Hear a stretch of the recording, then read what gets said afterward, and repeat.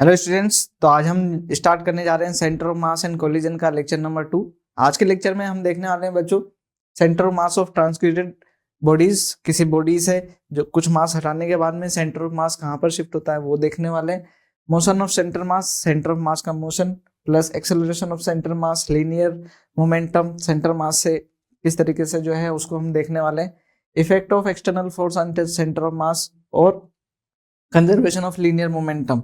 साथ ही बच्चों जो कंजर्वेशन ऑफ लीनियर मोमेंटम है, मास वर्क एनर्जी थ्योरम जो है हमारे पास में, conservation of mechanical energy theorem, वो स्प्रिंग ब्लॉक सिस्टम के साथ में इस तरीके से रिलेट होती है। ये सारी चीजें जो है आज के लेक्चर में हम कवर करने वाले हैं। तो स्टार्ट करते हैं बच्चों। मैं आपका physics educator Dharmveer Prajapati. Welcome to अकेडेक्स। तो बच्चों सबसे पहले हम देखने वाले हैं क्या, centre of mass of truncated system. मतलब कि बच्चों यहाँ पर है क्या चीज कि जब हम सेंटर ऑफ मास देख रहे हैं किसी बॉडी का, तो हमें ये मालूम है कि जैसे सिमेट्रिक बॉडीज है उसका मास, सेंटर ऑफ मास जो है उसका सेंटर पर होता है। जैसे कि मैं एक बॉडी ले लूं, उसकी ये एक मैंने बॉडी ले ली, तो इसका सेंटर ऑफ मास जो है हमारा सेंटर पर है, ठीक। लेकिन अगर हमने क्या कर दिया, इससे कुछ पार्ट जो है रिमूव कर दिया, कुछ पार्ट हमने रिमूव कर दिया यहाँ पर इस तरीके से, यहाँ पर हमने रिमूव कर दिया, तो आप यहाँ पर देखेंगे कि अब जो है सेंटर मास कहीं शिफ्ट हो जाएगा। इस जगह तो अब सेंटर पे तो रहेगा नहीं, क्योंकि ये मास जो है आपने क्या कर दिया, रिमूव कर दिया। ये वाला पार्ट जो है, बचा हुआ जो पार्ट है वो कुछ इतना है हमारा,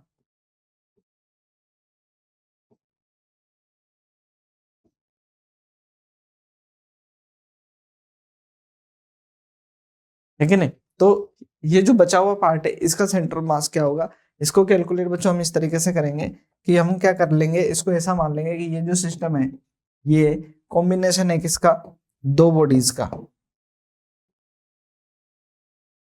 दो बॉडीज का ना। तो ये वाला जो सेंटर ऑफ मास है ये कैसे कैलकुलेट कर पाएंगे, पहले हम जो है पूरी जो बॉडी हमारी, ये जो कंप्लीट बॉडी थी ना, इस कंप्लीट बॉडी को जो है हम यहाँ पर इसका सेंटर ऑफ मास देखेंगे। तो ये सेंटर ऑफ मास हम कैलकुलेट कर सकते हैं। ये बॉडी का सेंटर ऑफ मास प्लस जो है दूसरी बॉडी जो है हमारी, कौन सी, सॉरी, ये इसमें से क्या करें, इस वाली बॉडी का सेंटर ऑफ मास जो है रिमूव करना है, तो इसको जो है हम इन दोनों का कॉम्बिनेशन कैलकुलेट कर सकते हैं यहाँ पर। जो ठीक है, पहले तो मैं इसको पूरा बनाता हूँ, ये वाली। अब क्या है, इसमें से हमें रिमूव करना है छोटा वाला पार्ट, तो उसको देखें तो वो भी तो एक सेपरेट बॉडी है हमारे पास में ना, सेपरेट बॉडी है। तो उसको देखें तो उसका सेंटर ऑफ मास जो है सेपरेट कहीं पर जो है, कहीं इसको जो है हम एक एम मास बोलेंगे, तो इसको जो है हम एम डैश मास बोलेंगे। यहाँ पर जो है इसका मास हम एम डैश मास बोलने वाले। तो इसका जो सेंटर ऑफ मास है वो कैसे कैलकुलेट होगा, देखें यहाँ पर। यहाँ पर देखें, अगर मैं यहाँ पर आरसीएम कैलकुलेट करता हूँ, आरसीएम कैलकुलेट करता हूँ इस वाली बॉडी का, तो इस वाली बॉडी का आरसीएम कैलकुलेट करने के लिए क्या करें, इस पूरी बॉडी में से ये वाली बॉडी का मास जो है जो हमारा सेंटर ऑफ मास जो रहेगा इसकी वजह से वो हम रिमूव कर सकते हैं। ये क्या हो जाएगा बच्चों, देखना, एम, हमारे पास में जो सेंटर ऑफ मास का फॉर्मूला था वो एम आर इसके लिए, ठीक, माइनस एम डेस आर डेस, ठीक, अपॉन इसका मास माइनस इसका मास। ये क्या हो जाएगा हमारे पास में, जो बची हुई बॉडी है उसका सेंटर ऑफ मास यहाँ से हम ऐसे कैलकुलेट कर पाएंगे। जबकि हमने क्या कर लिया, कंप्लीट बॉडी का ले लिया माइनस जो ये वाली जो बॉडी थी जिसको हमने रिमूव कर दिया, उसका जो है सेंटर ऑफ मास वाला जो पार्ट है वो वाला हमने यहाँ से सब्ट्रैक्ट कर दिया। तो इस तरीके से हम यहाँ पर इसका सेंटर ऑफ मास कैलकुलेट कर सकते हैं। देखते हैं बच्चों है ना किस तरीके से एग्जाम्पल ले रहे हैं, एक एग्जाम्पल लेकर के देखते हैं। जैसे कि हमारे पास में ये एक बॉडी है, इसका सेंटर ऑफ मास हमारे को कैलकुलेट करना है। तो यहाँ पर देखें, इसका मास m है, इसका मास m है, और इसकी रेडियस जो है, इसकी रेडियस हमारे पास में क्या है, a है। तो इसको हम ऐसा बोल सकते हैं क्या, देखें, ये वाली बॉडी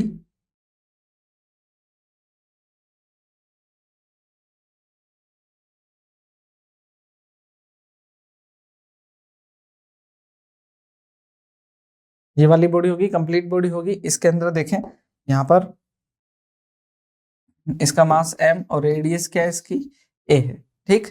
अब जब दूसरी बॉडी देखते हैं यहाँ पर दूसरी बॉडी, तो दूसरी बॉडी के लिए क्या है हमारे पास में, फिर से जो छोटी वाली बॉडी है यहाँ पर, ठीक। इस तरीके से यहाँ पर ये वाली जो बॉडी है ये कंप्लीट फिल बॉडी है हमारी, तो इसको जो है हम यहाँ से कंप्लीटली फिल कर देते हैं। देखें ये हमारी कंप्लीटली फिल्ड बॉडी है इस तरीके से, ठीक।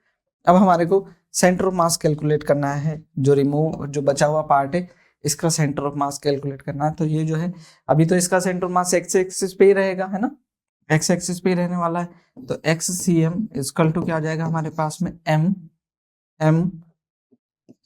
m1 मतलब m इंटू x1 माइनस इसका मास है ना, ये बची हुई का मास, ये m डैश और ये क्या हो जाएगा हमारा x2 upon m minus m dash. ये हमारे को कैलकुलेट करना होगा, कैलकुलेट कर लेते हैं ना।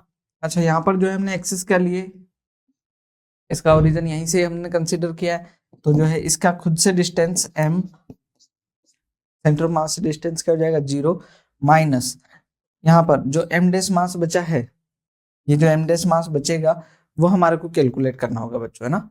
इसकी इस वाली एक्सिस से डिस्टेंस तो जो है हमारे को पता है ये कितनी डिस्टेंस होगी, ये कितनी डिस्टेंस होगी बच्चों, ये इसकी रेडियस क्या है a है, तो इसकी रेडियस क्या हुई a/2 हुई, ये हमारे को पता है। जो है m डैश हमारे को कैलकुलेट करना है, तो हमने लास्ट क्लास में बच्चों जो चीजें पढ़ी थी उसी का हम यूज करने वाले हैं, है ना। यहाँ पर देखें क्या होता है हमारे पास में, जो डेंसिटी होती है ना, density mass per unit area, मास पर यूनिट एरिया वो कांस्टेंट रहता है। तो m डैश बाई जो है a डैश वो क्या रहेगा, क्योंकि ये कैसा ऑब्जेक्ट है 2D ऑब्जेक्ट है, तो जो है हम यहाँ पर एरिया लेने वाले हैं। यहाँ a क्या है यहाँ पर, इसका एरिया क्या होगा, इस वाले का एरिया ये हो जाएगा हमारे पास में पाई a स्क्वायर, कोई दिक्कत नहीं होनी चाहिए, माइनस और इक्वल टू m डैश, इस वाले का क्या हो जाएगा पाई a/2 का होल स्क्वायर।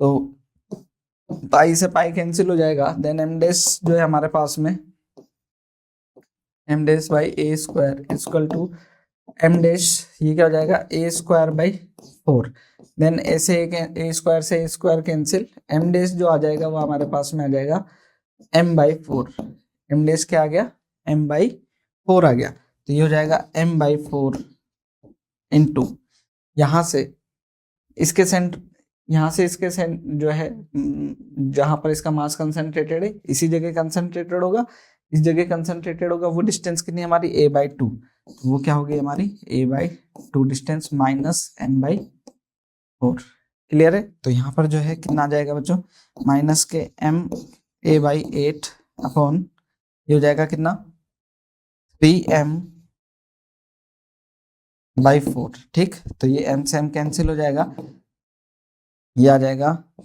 a/8 इंटू 3/4, ठीक। तो ये 2 टाइम्स कैंसिल हो जाएगा, देन a/6 क्या हो जाएगा हमारा बचे हुए बॉडी का सेंटर ऑफ मास, कितना x, यहाँ से कितना a/6 डिस्टेंस पर क्या हो जाएगा, ये अब सेंटर ऑफ मास कहाँ नहीं होगा, यहाँ पर नहीं होगा, इधर से थोड़ा सा क्या हो जाएगा शिफ्ट हो जाएगा, है ना, शिफ्ट हो जाएगा। एक मिनट, यहाँ पर माइनस आएगा ना, यहाँ पर ये माइनस है, ये माइनस कितना शिफ्ट हो जाएगा इधर की तरफ, क्योंकि मास जो है इसका कहाँ है इधर की तरफ है, तो इसका सेंट्रल मास जो है इधर की तरफ शिफ्ट हो जाएगा माइनस के a/6 डिस्टेंस पर, ठीक है। तो इस तरीके से जो है बच्चों हम सेंटर मास कैलकुलेट कर सकते हैं किसी ट्रांसक्यूटेड बॉडी का। तो नेक्स्ट देखते हैं बच्चों हम क्या, motion of centre of mass, है ना।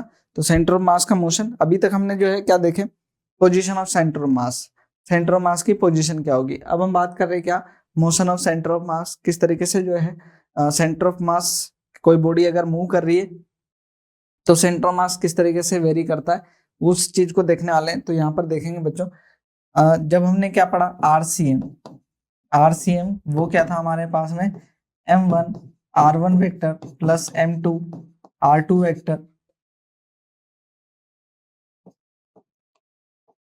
m3 r3 vector dash mn rn vector upon m1 plus m2 plus m3 dash dash dash mn। ऐसा ये क्या था, हमारा आरसीएम था। हमें मोशन निकालना है, मतलब वेलोसिटी की बात करनी है ना। तो वेलोसिटी की बात करनी है तो वेलोसिटी कैसे कैलकुलेट कर सकते हैं हम, यहाँ पर क्या करें, on differentiation on differentiating both side with respect to time. Time के रेस्पेक्ट में क्या कर दो, पोजीशन है, पोजीशन का टाइम के रेस्पेक्ट में डिफरेंशिएशन क्या देगा आपको, वेलोसिटी दे देगा। Then D R C M upon D T, वो क्या हो जाएगा हमारे पास में, वी सी एम, क्या हो जाएगा, वेलोसिटी हो जाएगा। कैसे होगा इसको जो है हम यहाँ पर, इसमें किस तरीके से अप्लाई होगा, यहाँ पर देखें, हर एक के साथ में जो है हर एक टर्म क्या होगी, डिफरेंशिएट होगी टाइम के रेस्पेक्ट में। तो क्या हो जाएगा, D R one vector by D T plus M two D R two vector upon D T plus M three D R three vector by D three D T dash dash dash M N D R N vector D T divided by ये हो जाएगा m1 plus m2 plus m3 dash dash dash mn। Correct है बच्चों, इस तरीके से ना। तो यहाँ पर क्या होगा देखें, अब ये क्या होने वाला है देखना, m1 ये dr1 बाई dt, ये क्या हो जाएगा, जो फर्स्ट पार्टिकल है ना, हम डिस्क्रीट मासेस की बात कर रहे हैं। तो यहाँ क्या हो जाएगा, ये हो जाएगा बच्चों v1 वेक्टर, ये हो जाएगा v1 वेक्टर, ये हो जाएगा m2, ये हो जाएगा v2 वेक्टर, ये हो जाएगा m3, ये हो जाएगा v3 vector plus dash dash dash dash mn vn vector upon क्या, m1 plus m2 plus m3 dash dash dash dash mn, है ना। इस तरीके से जो है कि क्या आ जाएगा हमारा VCM vector, velocity of centre of mass आ जाएगा। ठीक है बच्चों,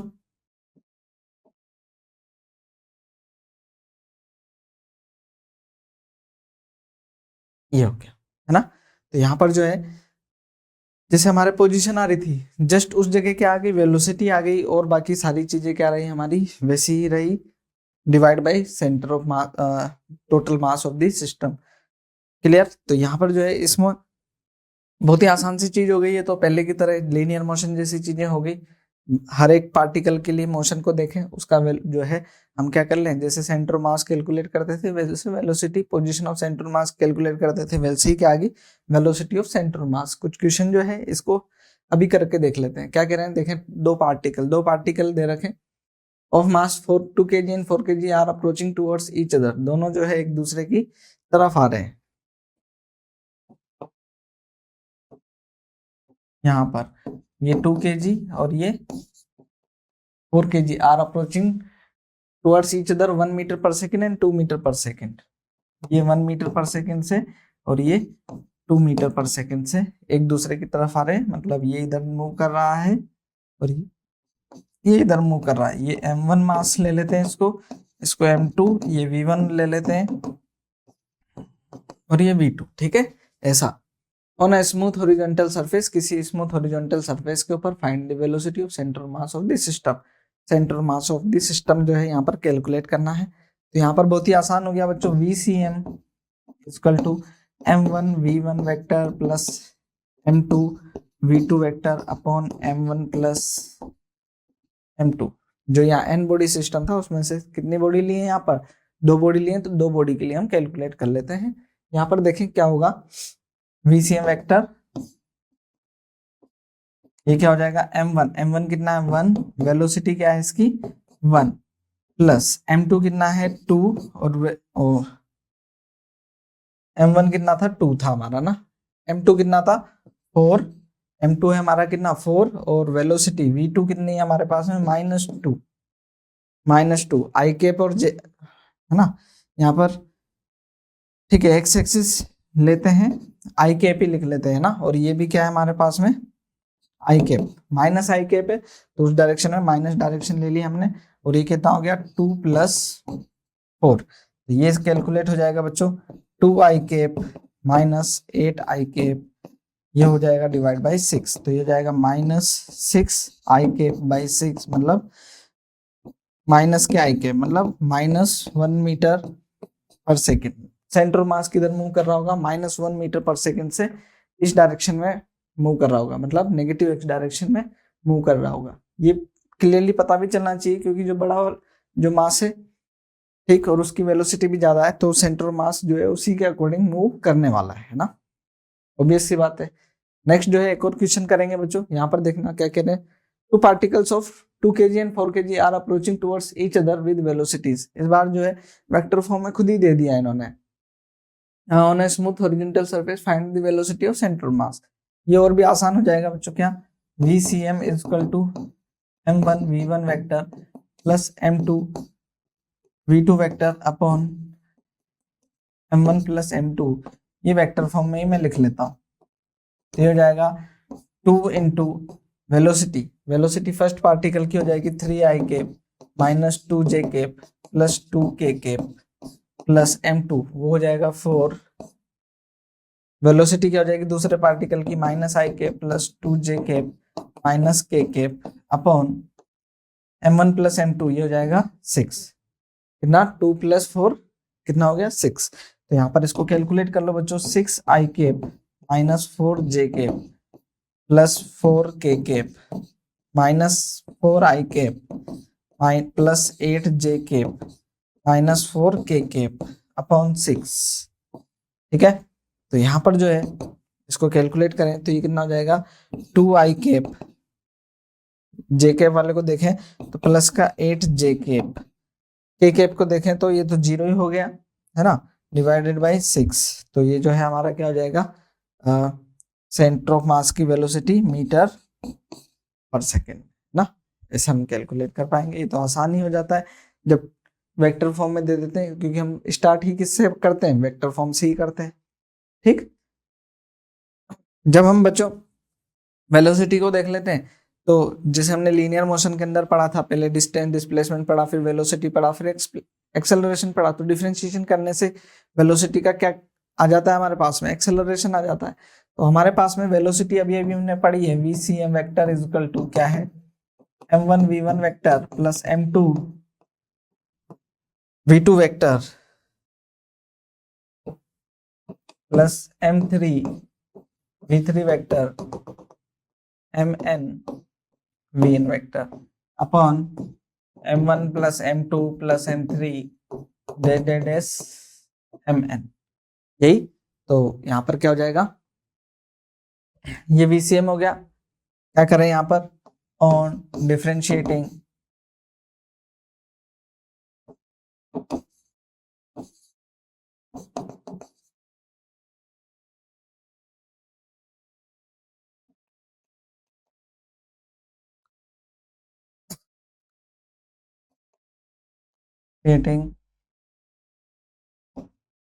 with respect to,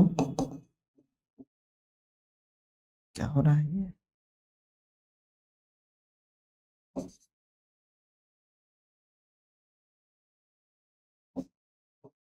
with respect to time, ठीक है ना, with respect to time. Then जो है हमारे पास में क्या निकल करके आएगा, देखें बच्चों कि जब इसका डिफरेंशिएशन कर देंगे तो क्या जाएगा हमारे पास में, एक्सेलरेशन। तो देन ACM इक्वल टू क्या जाएगा, VCM वेक्टर ऑन dt। इसमें डिवाइड लगा रहे हैं, डिफरेंशिएट कर रहे हैं, तो ये क्या हो जाएगा यहाँ पर देखना, m1 v1 by dt plus m2 dt, इस तरीके से m3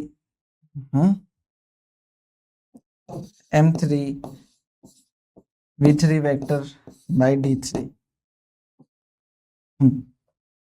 डैश डैश डैश, ये क्या हो जाएगा, mn vn vector dvn vector by dt upon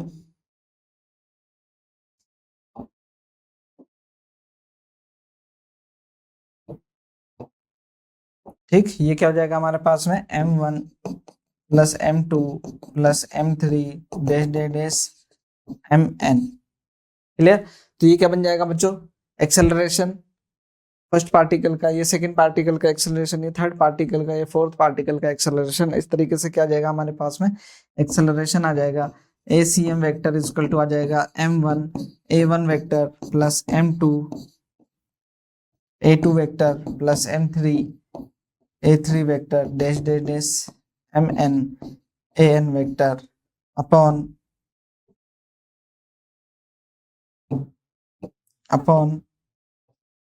M1 plus M2 plus M3 dash dash dash MN। ठीक है, ये क्लियर है। तो इस तरीके से जो है क्या आ जाएगा आपका motion acceleration of centre of mass आ जाएगा बच्चों ना।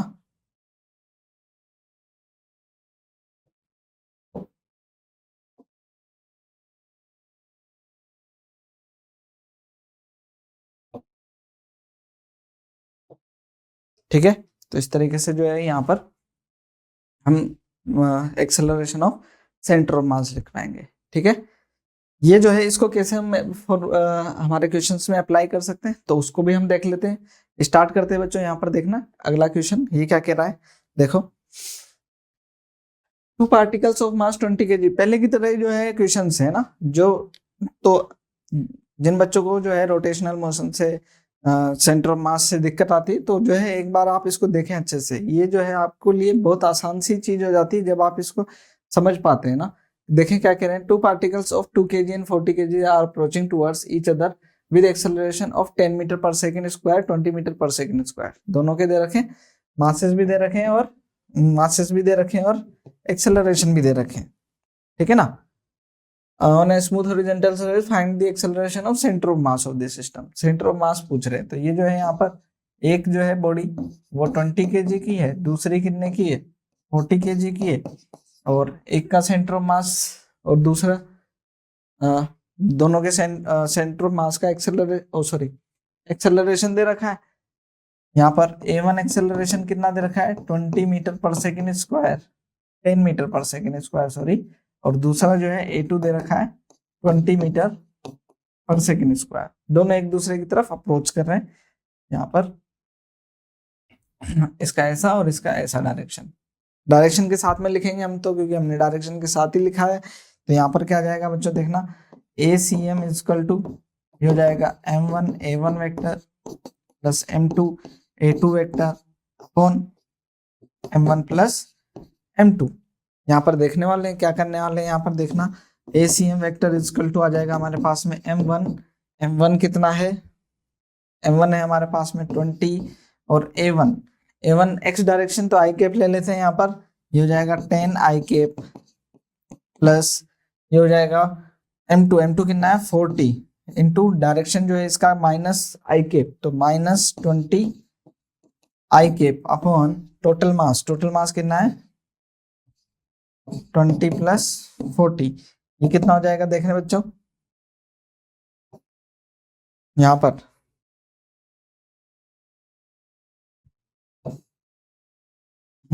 ये मास हो जाएगा हमारे पास में, सेंटर ऑफ मास हो जाएगा, सेंटर ऑफ मास का एक्सेलरेशन हो जाएगा कितना देखें, ये हो जाएगा 200 आई कैप माइनस 800 आई कैप अपॉन 60। तो ये कितना जाएगा माइनस के 600 आई कैप अपॉन 60, ये आ गया कितना माइनस के 10 आई कैप मीटर पर सेकेंड स्क्वायर का एक्सेलरेशन ACM वेक्टर। ये हमारा आंसर है। एक्स डायरेक्शन में ही था क्यों मोशन हमने एक्स डायरेक्शन में जूम किया तो एक्स डायरेक्शन के अंदर ही आ जाएगा। ये वाई डायरेक्शन लेते तो वाई डायरेक्शन का आ जाता, जेड होते तो जेड डायरेक्शन का आ जाता ना, इजी। ठीक, आगे बढ़ जाए। अगला क्वेश्चन देखना बच्चों, ये वेक्टर फॉर्म में दे दिया 3 पार्टिकल सिस्टम के लिए, तो वो भी कोई बहुत बड़ी बात नहीं है, आसानी से जो है वो भी कैलकुलेट हो जाता है। कैसे, ACM वेक्टर 3 पार्टिकल के लिए क्या हो जाएगा M1 A1 vector plus M2 A2 vector plus M3 A3 vector upon M1 plus M2 plus M3। क्या करेंगे, जो वैल्यूज है सारी इसमें रख दो, कैलकुलेट हो जाएगा। ये हो जाएगा बच्चों 1 इंटू M1 1 हो गया, और इसका जो है आपको वेक्टर, एक मिनट, जो फोर्स दे रखा है बच्चों यहाँ पर है ना, फोर्स दे रखा है, ये फोर्स दे रखा है और मास दे रखा है, तो जो है यहाँ पर F1 फोर्स दे रखा है, तो वो कितना दे रखा है 3i cap minus 2j cap plus 2k cap, ये फोर्स दे रखा है। तो इसका एक्सेलरेशन A1 क्या होगा, A1 हो जाएगा हमारे पास में वेक्टर है ना, ये वेक्टर हो जाएगा F1 बाई M1, नहीं तो ये क्या हो जाएगा 3i cap minus 2j cap plus 2k cap by mass 1 है ना, 1 kg मास दे रखा है, तो आ जाएगा 3i cap minus 2j cap plus 2k cap, तो यहाँ पर रख दें A1। ऐसे ही A2 वो हम कैलकुलेट कर लेंगे, वो क्या हो जाएगा ये F2 vector upon M2। F2 vector क्या है हमारे पास में माइनस आई cap plus 2j cap minus k cap upon M2 mass कितना था 2, तो ये डिवाइड बाय 2 ये हो जाएगा। आगे ऐसे ही A3 हो जाएगा F3 अपॉन M3। F3 क्या है हमारे पास में, F3 है वो I cap plus j cap plus k cap upon M3 था क्या था हमारे पास में 3, तो यहाँ रख देंगे सभी को और कैलकुलेशन कर लेंगे।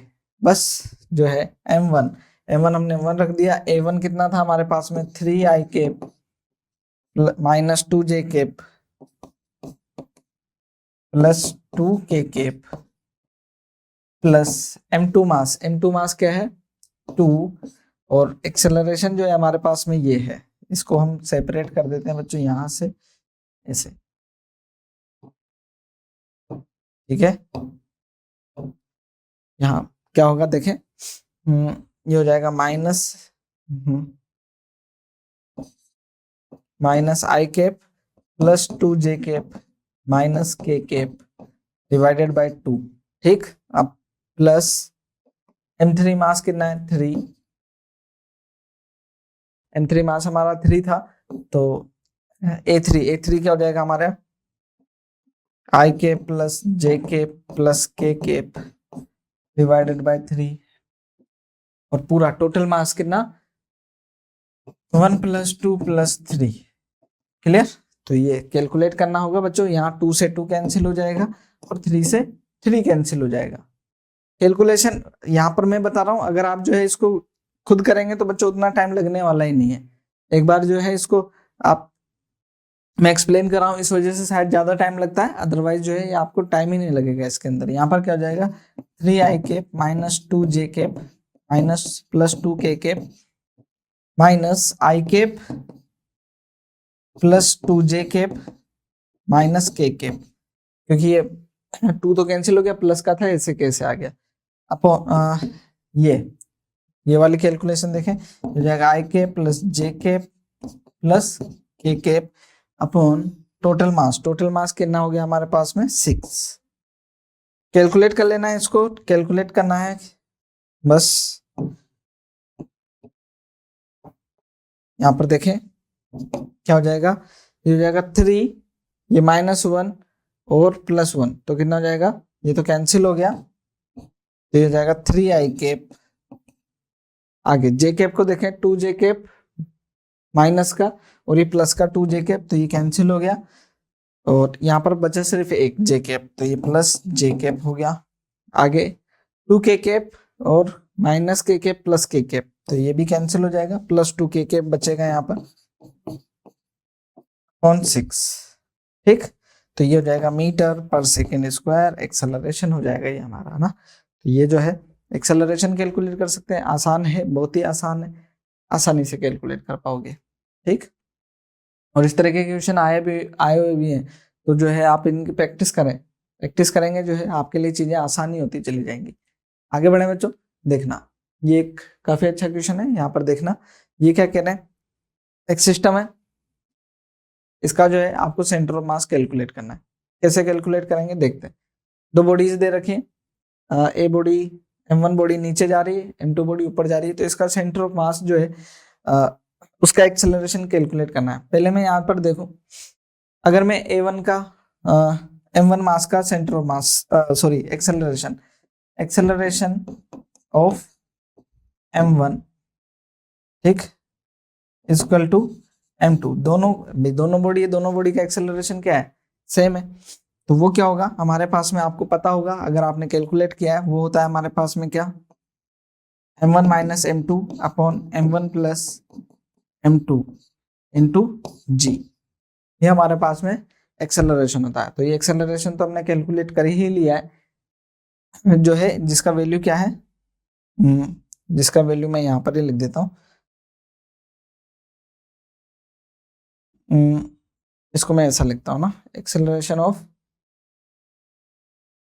m1 एंड a2, m2 है ना, इक्वल टू a। दोनों का क्या है, एक्सेलरेशन सेम है, a कितना है हमारे पास में, वो आया क्या, m1 minus m2 upon m1 plus m2, easy. अब इसका ACM कैलकुलेट करना है हमारे को, ACM। तो वो क्या होगा हमारे पास में, m1 a1 plus m2 a2 upon m1 plus m2, ठीक, ये हो गया। अब जो सेंटर मास कैलकुलेट करना है यहाँ पर, तो a1 a2 ये हमारे को पता है, दोनों क्या है, कैलकुलेट करना है बस, ठीक।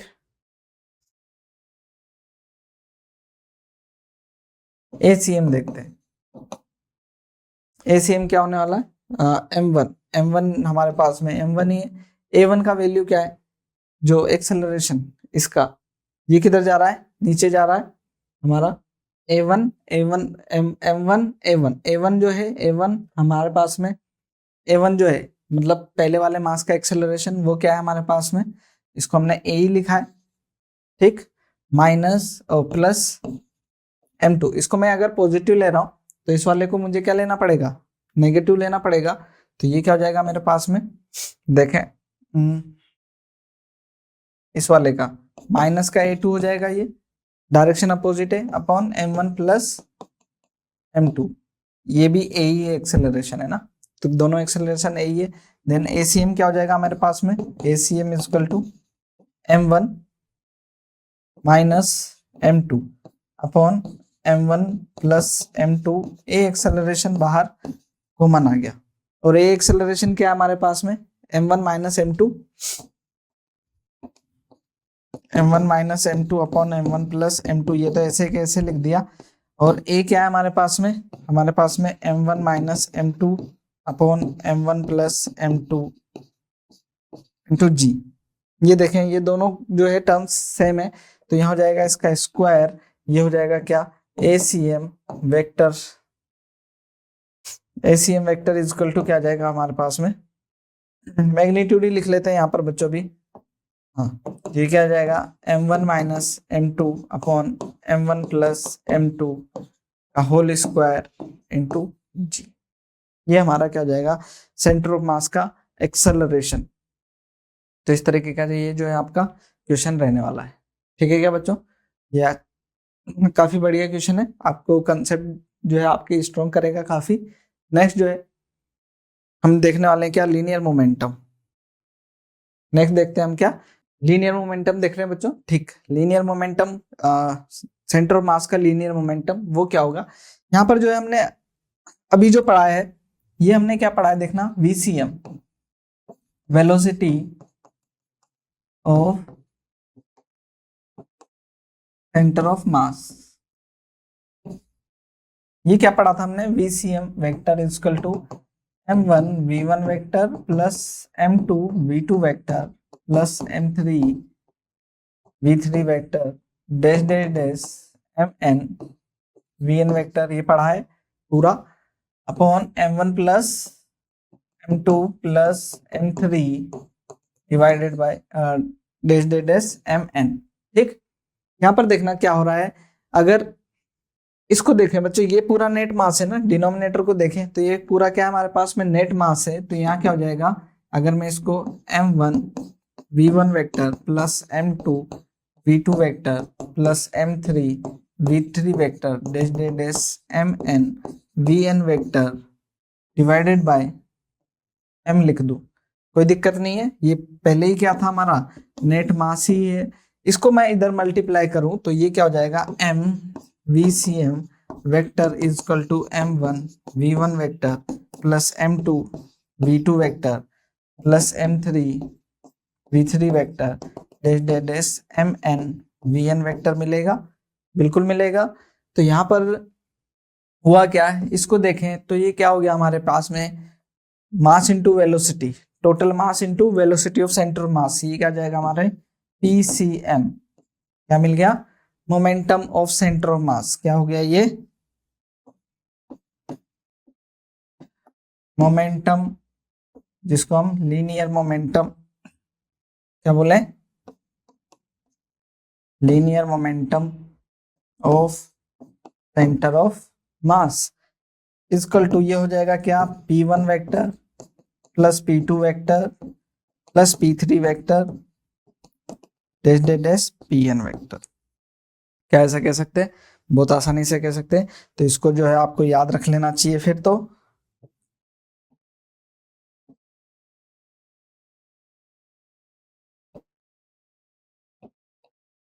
ठीक है, याद रखें इसको, PCM is equal to P1 vector plus P2 vector plus P3 vector, ऐसा हमारे को याद रखना चाहिए। ये नेट मोमेंटम क्या हो गया, हर पार्टिकल के मोमेंटम का सम हो गया, हर एक पार्टिकल जो है जो मूव कर रहा होगा सबके मोमेंटम का सम हो गया। तो यहाँ से जो है एक क्वेश्चन जो है इस तरीके से आपसे पूछ सकते हैं कि जो सिस्टम का जो मोमेंटम है, सिस्टम का मोमेंटम क्या जीरो हो सकता है, अगर वेलोसिटी जीरो हो, काइनेटिक एनर्जी जीरो हो, तो क्या मोमेंटम जीरो हो सकता है, काइनेटिक एनर्जी जीरो हो तो मोमेंटम जीरो होगा ही होगा। क्या देखना है यहाँ पर, क्या कह रहे हैं, काइनेटिक एनर्जी जीरो होने का मतलब क्या है, पार्टिकल वेलोसिटी क्या है जीरो, वेलोसिटी का डायरेक्शन नहीं देख रहे, उसमें मैग्नीट्यूड देख रहे, वेलोसिटी ही जीरो है, तो वेलोसिटी ही जीरो है तो क्या हो गया आपका पास में, मोमेंटम जीरो होगा। लेकिन यहाँ पर देखना, if kinetic energy of the system is zero, then momentum of the system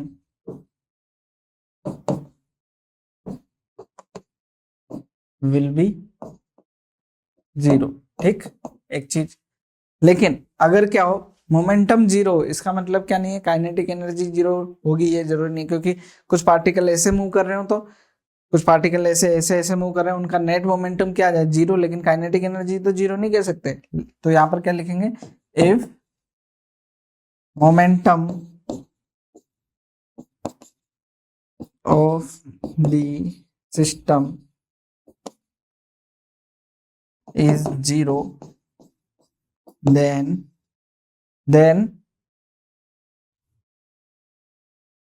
kinetic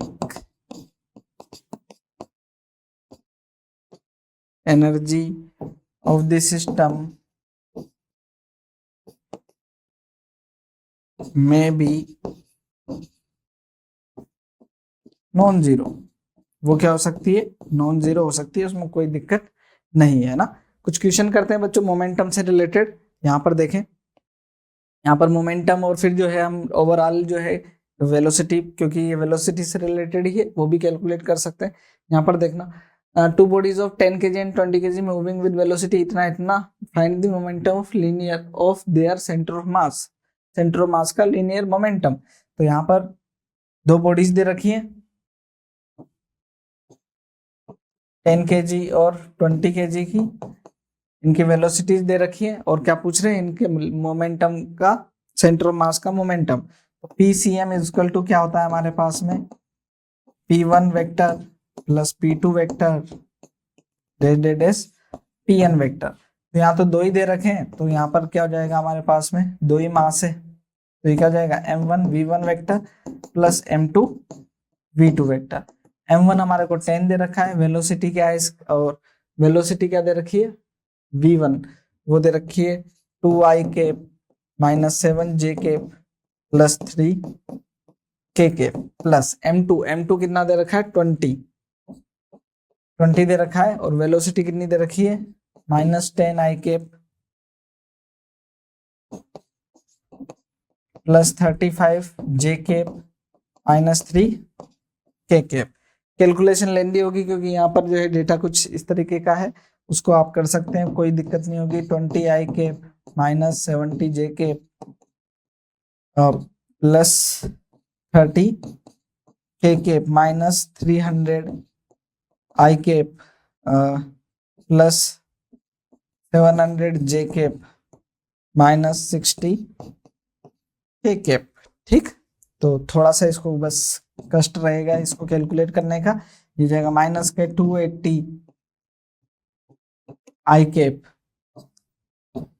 ये कितना हो जाएगा प्लस के 630 जे कैप, और ये हो जाएगा कितना माइनस 30 के कैप। ठीक है, पीसीएम ये हो जाएगा केजी मीटर सेकेंड माइनस पर सेकेंड ही कर ही दिया है, केजी मीटर पर सेकेंड।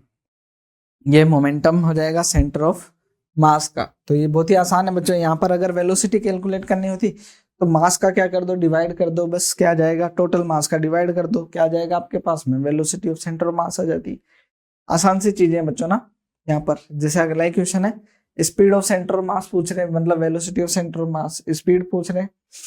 तो जो वेलोसिटी है यहाँ पर एक्स डायरेक्शन में बोल रहे हैं, तो उसका मैग्नीट्यूड ले लेंगे, क्या जाएगी स्पीड आ जाएगी आपकी। देखना यहाँ पर दो मासेस दे रखे हैं और उनकी स्पीड दे रखी है, और क्या पूछ रहे हैं स्पीड ऑफ सेंटर ऑफ मास पूछ रहे हैं। तो आसान है, आसानी से कैलकुलेट कर लेंगे। यहाँ पर क्या जाएगा VCM equal to M1 V1 plus M2 V2 upon M1 plus M2। VCM क्या हो जाएगा हमारे पास में M1 1 वेलोसिटी, एक को पॉजिटिव लेना पड़ेगा दूसरे को नेगेटिव, तो 2 माइनस M2 कितना है हमारे पास में 0.5, मतलब 1/2 लिख लेता हूं इसको, कैलकुलेट करना आसान हो जाएगा, into 6 upon M1 plus M2, ये हो जाएगा 1 प्लस 1/2। ठीक है, ये हो जाएगा 3 टाइम्स कैंसिल, ये हो जाएगा 2 माइनस 3 अपॉन 3/2, ये हो जाएगा माइनस 1/3/2 ऊपर चला जाएगा, तो माइनस 2/3 मीटर पर सेकेंड इज द आंसर। ठीक है, तो आंसर बड़े आसान सा क्वेश्चन है, वेलोसिटी है ना। हालांकि यहाँ पर मोमेंटम कैलकुलेट करना हो तो इस मास को क्या कर दो, मल्टीप्लाई कर दो, momentum of centre of mass आ जाएगा ना, वैसा है। तो ये जो है इसको पढ़ें आसानी से, जो है ना बहुत बेसिक तरीके से जो है आप इसके कंसेप्ट को आसानी से समझ सकते हैं। ठीक है बच्चों, आगे बढ़ा जाए। आगे क्या करें, next effect of external force on centre of mass. Centre of मास पर एक्सटर्नल फोर्स का इफेक्ट क्या होगा। तो अभी तक जो हमने पढ़ा है इसी को भी फिर से जो है आगे कंटिन्यू कर रहे हैं ना। जैसे आप लीनियर मोशन को देखें, distance, displacement, speed, velocity, acceleration, फिर एक्सेलरेशन के साथ में क्या आ गया, फोर्स आ गया। तो यहाँ पर भी उसी फॉर्म में चल रहे हैं। ठीक है ना, यहाँ पर देखना क्या होगा, एक्सेलरेशन ऑफ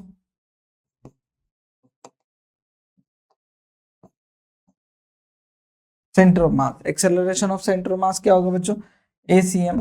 ये जो अभी अभी हम पढ़ करके कंप्लीट ही किया हमने। तो ACM equal to M1 A1 vector plus M2 A2 vector dash dash dash MN AN vector upon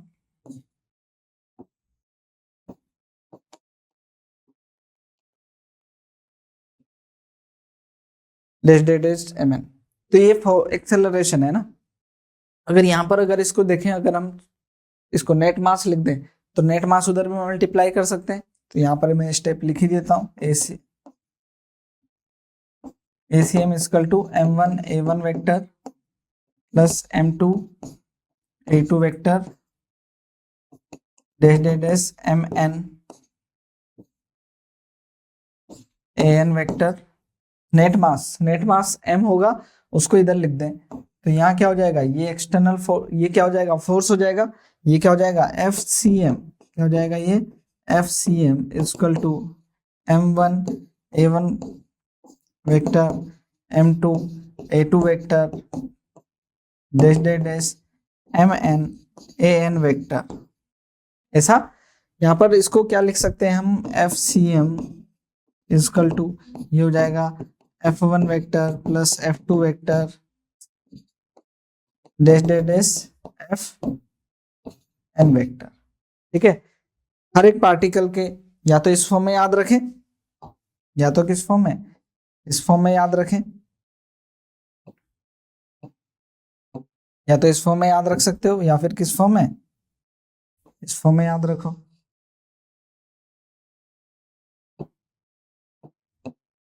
दोनों ही आपके लिए क्या है, बेहतर है, कुछ भी याद कर सकते हो, दोनों ही याद, दोनों ही चीज। ये भी क्या है, फोर्स है, नेट फोर्स क्या है, M1 प्लस M2 इस फॉर्म में, और नेट जो है क्या है आपका, जितने भी फोर्सेस हैं सबका क्या कर दो, सम कर दो, ये आपका net force on the centre of मास हो जाता है। ठीक है, ये है।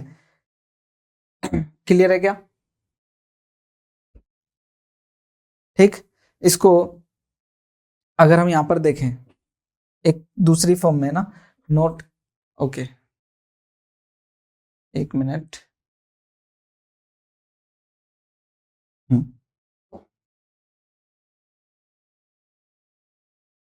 यहां पर देखना, अगर हम इसको ऐसा बोलें,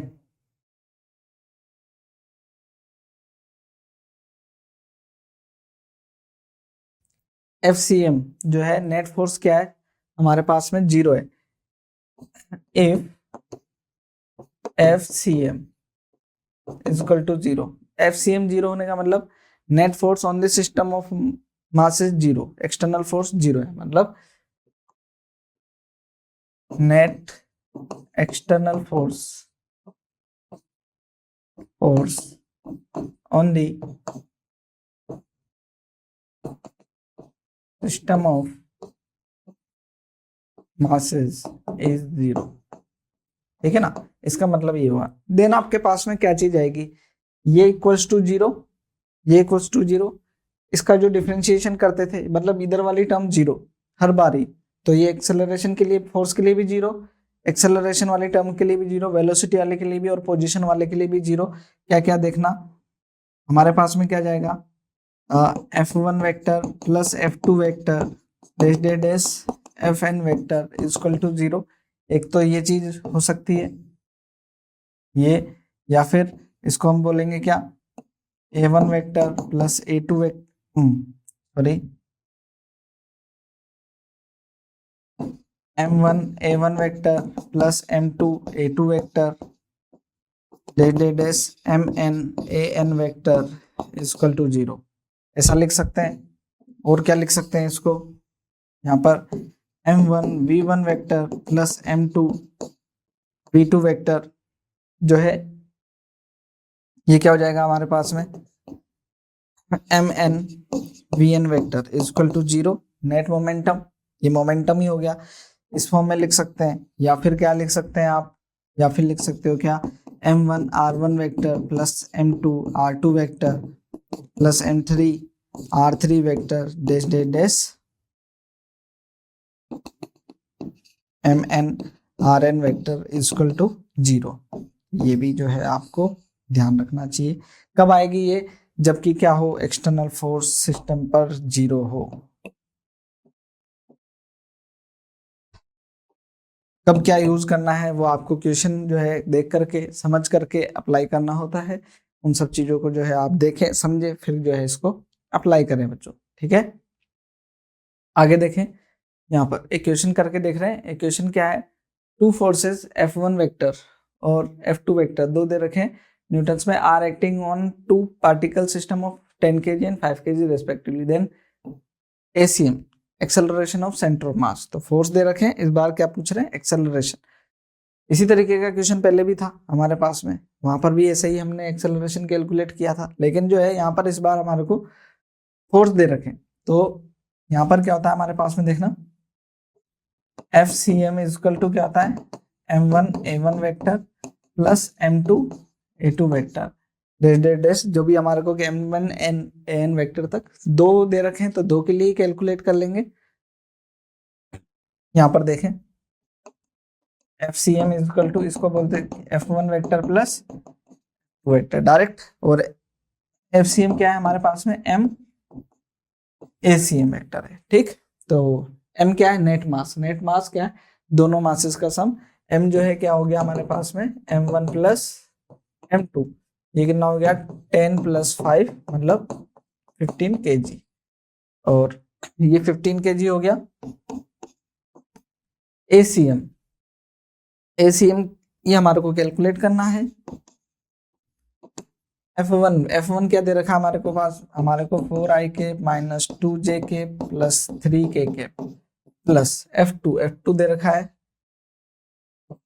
7i के माइनस 8j के प्लस 5k के। कैलकुलेट हो जाएगा बच्चों ACM 15 ACM vector equal to, ये इन दोनों को ऐड कर लो कितना हो जाएगा, ये 11i के, इन दोनों को ऐड कर लो माइनस 10j के, इनको ऐड कर लो प्लस 8k के। Easy. Then ACM vector equal to क्या हो जाएगा हमारे पास में 15 का सभी में डिवाइड लगा दें पूरे में, तो ऐसा भी लिख सकते हैं और चाहे से सेपरेट भी लिख सकते हैं। 10 मीटर पर second square acceleration is the answer. Clear है बच्चों? इस तरीके से फोर्स से भी एक्सेलरेशन कैलकुलेट कर लिया। यहाँ पर क्या दे रखा है, दो ब्लॉक दे रखे हैं 4 kg के, 2 मीटर पर सेकेंड से ये एक दूसरे की तरफ मूव कर रहे हैं।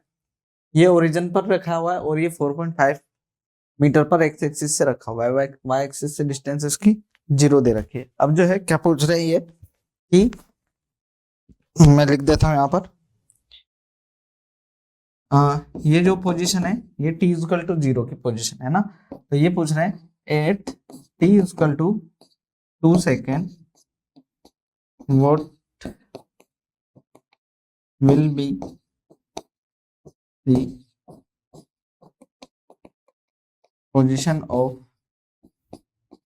सेंटर ऑफ मास, है ना। सेंटर ऑफ मास की पोजीशन क्या होगी ये आपसे पूछी जा रही है। तो यहाँ पर देखिएगा बच्चों सॉल्यूशन में हम क्या ये कह सकते हैं कि इस सिस्टम के ऊपर एक्सटर्नल फोर्स 0 है, दिख रहा है हमें कोई फोर्स एक्ट नहीं कर रहा है, तो क्या कहेंगे यहाँ पर F एक्सटर्नल 0 है ना। तो यहाँ पर क्या होगा, जो सेंटर ऑफ मास देख लेंगे, यहाँ पर सेंटर ऑफ मास की पोजीशन जो है वो क्या नहीं होगी, चेंज नहीं होगी। तो यहाँ पर जो है सेंटर ऑफ मास तो वही रहेगा, इनिशियल सेंटर ऑफ मास हम कैलकुलेट कर सकते हैं। अच्छा ये भी हम देख लें कि जो है क्योंकि दोनों जो है मूव कर रहे हैं तो वेलोसिटी ऑफ सेंटर ऑफ मास भी देख सकते हैं हम, यहाँ पर उसको भी कैलकुलेट कर सकते हैं। यहाँ पर देख लीजिएगा अगर हम देखें तो VCM अगर हम कैलकुलेट करें तो वो क्या होगा M1V1 plus M2V2 upon M1 plus M2, ठीक है। तो यहाँ पर देखना ये 4 और इसका वेलोसिटी कितना है 2 मीटर पर सेकेंड प्लस 4 इसका वेलोसिटी माइनस के 2 मीटर पर सेकेंड अपॉन 8, ये कैंसिल हो जाएगा 8 माइनस 8 0, तो वेलोसिटी ऑफ सेंटर ऑफ मास 0 है, तो जो है आपका सेंटर ऑफ मास जो है वो चेंज नहीं होगा। इनिशियल सेंटर ऑफ मास जो है हम बता सकते हैं कि जो है इनिशियल सेंटर ऑफ मास क्या होगा,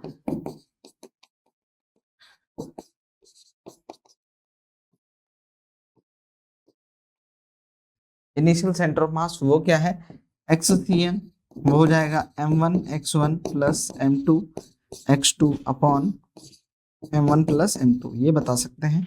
तो ये XCM क्या होगा बच्चों, देखना M1 4 x1 0 क्योंकि ओरिजिन पे ही है प्लस M2 4 और पोजीशन क्या है इसकी 4.5 अपॉन नेट मास 8, 4 प्लस 4 8, तो ये हो जाएगा हमारे पास में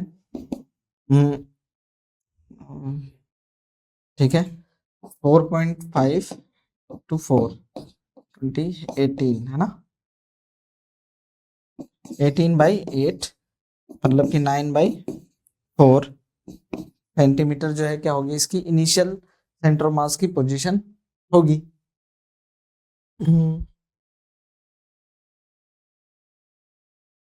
हाँ इन दोनों का हाफ 2 पॉइंट जो है क्या होगा, ये जो आ जाएगा 2.25 सेंटीमीटर। वो वैसे भी जो है मिड में ही होता है, हमने स्टार्टिंग में ही देखा इस लेक्चर की, जो है दोनों मासेस अगर इक्वल हो तो सेंटर ऑफ मास जो है बिल्कुल एग्जैक्ट मिड पॉइंट पर आ जाता है। वो कोई बड़ी बात भी नहीं थी, कैलकुलेट भी कर लिया, वैसे भी पता चल जाता है। ठीक है नेक्स्ट क्वेश्चन की तरफ बढ़ते हैं बच्चों। नेक्स्ट क्वेश्चन क्या कह रहा है देखें, ये इस तरह के क्वेश्चन बच्चों काफी इंटरेस्टिंग क्वेश्चन होते हैं, जिसमें एक प्लैंक जो है ना, इनको प्लैंक वाले केसेस के नाम से भी जाना जाता है। तो प्लैंक वाले जो केसेस है इसके अंदर क्या है होता है कि एक प्लैंक दे रखा है, उसके अंदर एक पर्सन है वो जो है एक एंड से दूसरे एंड पर मूव कर रहा है, या फिर ऐसा होता है कि दो पर्सन है वो एक एक इधर मूव कर रहा है, एक इधर मूव कर रहा है, तो जो है आपका सेंटर ऑफ मास की जो शिफ्ट है वो कितना जो है ये प्लैंक शिफ्ट हो रहा है या सेंटर ऑफ मास कितना शिफ्ट हो रहा है, ये आपसे पूछा जाता है। तो इस तरह के क्वेश्चंस जो है काफी इंटरेस्टिंग क्वेश्चंस होते हैं। देखें यहाँ पर क्या कह रहा है इस क्वेश्चन में, यहाँ पर एक प्लैंक है बच्चों 60 kg का और 40 kg का पर्सन है, वो 10 मीटर लंबा जो है एक प्लैंक है ना, और वो क्या कर रहा है एक person moves on the other side of Planck, ठीक है ना, यहाँ से यहाँ तक मूव कर रहा है। Find the distance moved by the plank, जब ये यहाँ से यहाँ तक आता है तो प्लैंक जो है कितना शिफ्ट हो जाएगा ना। तो हमने यहाँ पर इनिशियली क्या मान लिया है कि जो है प्लैंक कुछ x distance left side shift होगा। तो यहाँ पर बेसिकली अगर आप एक्सटर्नल फोर्स देखें तो जो है सेंटर ऑफ मास तो क्या नहीं होगा, शिफ्ट नहीं होगा, सेंटर ऑफ मास तो क्या रहेगा वही रहेगा, लेकिन प्लैंक का जो पोजीशन है ना वो क्या होगा, शिफ्ट हो जाएगा। ठीक, यहाँ पर क्या बोलेंगे, COM of the system do not changes as F external 0। F external 0 है तो सिस्टम का सेंटर मास जो है वो चेंज नहीं होगा। बाकी जो चीजें जब F external 0 होता है तब हम क्या कहते हैं यहाँ पर M1 x1 plus M2 x2 जितना भी मासेज है सबके लिए क्या करते हैं हम उनका जो है मास इंटू जो है सेंटर मास से जो डिस्टेंस है, ओरिजिन से जो डिस्टेंस है, उनका सम क्या होता है 0 के इक्वल होता है। तो यहाँ पर रख लेते हैं। यहाँ पर हमने क्या मान लिया कि ये जो है प्लैंक जो है ये एक्स डिस्टेंस इधर शिफ्ट होगा ना, तो पर्सन को जो है इस बार कितना डिस्टेंस ट्रेवल करना पड़ेगा। मान लीजिए ये पर्सन यहाँ तक मूव करता है, यहाँ से यहाँ मूव करता है, लेकिन उतने टाइम में प्लैंक जो है एक्स डिस्टेंस उधर शिफ्ट कर गया, तो मतलब कि इस पर्सन को एक्स डिस्टेंस कम ट्रेवल करनी पड़ेगी। तो मास कितना है इसका 40 और डिस्टेंस क्या है 10 माइनस एक्स डिस्टेंस ट्रेवल करनी पड़ेगी, प्लस M2 ये प्लैंक का मास, और ये मूव हो रहा है किधर एक्स डिस्टेंस इधर, मतलब minus x direction equal to 0। तो यहाँ पर एक्स कितना आ जाएगा, यहाँ पर देखें 40 10 minus x equal to 60x, तो ये हो जाएगा 40 minus 4x equal to 6x, ये इधर आ जाएगा। देन जो है 40 equal to 10x, then x equal to 1 x equal to 4 centimetre है ना, 4 मीटर जो है क्या आ जाएगा हमारा आंसर आ जाएगा कि ये जो है 4 मीटर शिफ्ट हो गया सेंटर ऑफ मास। जब ये पर्सन यहाँ से यहाँ तक मूव किया, एक एंड से दूसरे एंड तक गया, तो जो है ये प्लैंक जो है 4 मीटर शिफ्ट हो गया है ना। तो ठीक है, इस तरीके से इसको कैलकुलेट कर लेते हैं। नेक्स्ट जो है आगे देखेंगे अगला क्वेश्चन। मैंने जो अभी बता रहा था कि दूसरे एंड पर भी पर्सन हो सकता है, वे क्या कह रहे हैं इस वाले क्वेश्चन में, ये इधर मूव कर रहा है, ये इधर मूव कर रहा है ना, और इन्होंने बता दिया है कि जो है ना प्लैंक इधर एक्स डिस्टेंस मूव कर रहा है, तो ये एक्स कितना होगा ये हमारे को बताना है। ठीक, यहाँ पर क्या है 2 person A and B are standing on a plank shown in figure, if A and B exchange their position find the displacement of plank। तो जो है ये बोल रहे हैं कि x डिस्टेंस जो है डिस्प्लेसमेंट हो चुका है, वो x कितना होगा ये हमारे को कैलकुलेट करना है। फिर से कहें F एक्सटर्नल 0 है तो सेंटर ऑफ मास का पोजीशन जो है वो चेंज नहीं होगा। तो यहाँ पर क्या रहने वाला है M1 x1 plus M2 x2 plus M3 x3, 3 है ना इस बार, दूसरा पर्सन भी आ गया इक्वल टू 0। ठीक, यहाँ पर देखें 40 इसका मास, अब यहाँ देखें ये एक्स डिस्टेंस ट्रेवल कर गया, तो इसको 10 मीटर प्लस ये x मीटर भी क्या करनी पड़ेगी, ट्रेवल करनी पड़ेगी डिस्टेंस। तो ये कितना हो गया इसके लिए 10 प्लस x। आगे देखें जो ये प्लैंक है, प्लैंक क्या हो गया x मीटर इधर डिस्टेंस, x जो है इधर शिफ्ट हो गया, तो प्लैंक ने कितना डिस्टेंस ट्रेवल किया प्लस x, इधर वाली डिस्टेंस पॉजिटिव ले रहे हैं। 60 kg का जो पर्सन है इसने क्या किया, जब ये यहाँ से जा रहा है तो x डिस्टेंस कम ट्रेवल किया है, तो ये क्या हो जाएगा -10 minus x, minus x direction में मूव कर रहा है ना, इसलिए हमने माइनस लिख लिया इसको। ये कितना हो जाएगा देखें, पहले इसको इधर ही ले लेते हैं। यह आ जाएगा 60 10 माइनस एक्स, और ये हो जाएगा हमारे पास में 400 प्लस 40x और ये 100x। अच्छा 10 से तो 10 सभी में कैंसिल हो जाएगा। ये 40 प्लस 14x इजकल टू ये हो जाएगा 60 माइनस 6x। इसको इधर लेकर के आए तो ये हो जाएगा, या फिर इसको इधर भेज देते हैं 20x, ये हो जाएगा 20x, ये हो जाएगा 60 माइनस, इसको इधर ले आते हैं, इसको इधर ले आएंगे तो ये हो जाएगा 20 और 40, ओवरऑल 20 आ जाएगा ये ना। ये 20x equal to 20, it means x equal to क्या आ गया 1 मीटर, x इजकल टू क्या आ गया हमारा 1 मीटर इज द आंसर। मतलब ये जो है 1 मीटर इधर शिफ्ट होने वाला है, ठीक है ना। इस तरीके से हम इसको कैलकुलेट कर सकते हैं। आगे देखते हैं नेक्स्ट जो टॉपिक है बच्चों हमारा वो क्या है, conservation of linear momentum of system. जो सेंटर ऑफ मास का जो कंजर्वेशन ऑफ लीनियर मोमेंटम है ना, किसी सिस्टम के ऊपर कंजर्वेशन ऑफ लीनियर मोमेंटम वो किस तरीके से, और इम्पल्स की बात जो है यहाँ पर हम करने वाले हैं। तो यहाँ देखेंगे कि अगर हम यहाँ पर देखें स्टार्टिंग से ही जब हम इस सब चीजों को देख रहे हैं तो हमारे पास में F external equal to D P system upon D T, यही है। ये आता है F equal to delta P upon delta T. ये जो है जो नेट मोमेंटम है किसका, सिस्टम का। यहाँ पर देखें हम क्या बोल रहे हैं, एफ एक्सटर्नल 0 है। एफ एक्सटर्नल क्या है 0, मतलब एक्सटर्नल फोर्स जो है सिस्टम के ऊपर 0 है। जो ये हमारे अलग अलग बॉडीज थी उनके ऊपर नेट एक्सटर्नल फोर्स 0 है। देन यहाँ पर क्या आ जाएगा हमारे पास में D P system equal to 0। फिर से इंटीग्रेट करें, पहले जो है हमने इसको 1D 2D के टाइम पर जब हमने पढ़ा था तब भी यही सब चीजें किया था। तो पी सिस्टम जो रहेगा 0, तो क्या हो जाएगा ये पी सिस्टम, ये क्या आ जाएगा आपका कांस्टेंट। ये क्या होगा कांस्टेंट, मतलब कि क्या होगा P1 plus P2 plus P3, अलग अलग पार्टिकल का जो मोमेंटम रहेगा उसका सम क्या रहेगा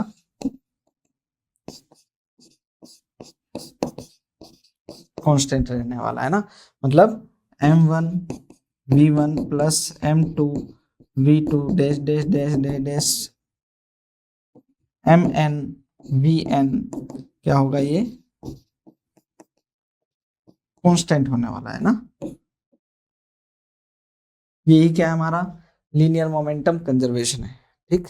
इसी को क्या कहते हैं हम लीनियर मोमेंटम कंजर्वेशन, ठीक है ना।